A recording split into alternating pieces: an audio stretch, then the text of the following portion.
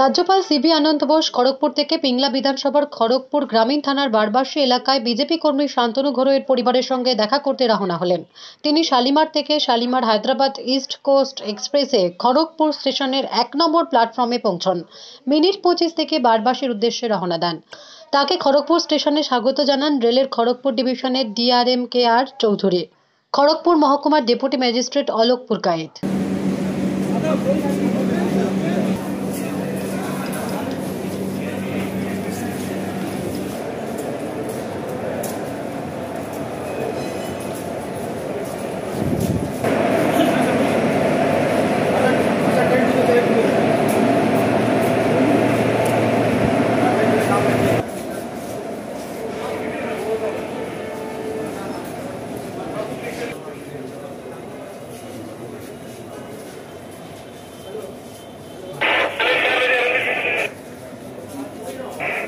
Bureau report, Durnibar Bangla news.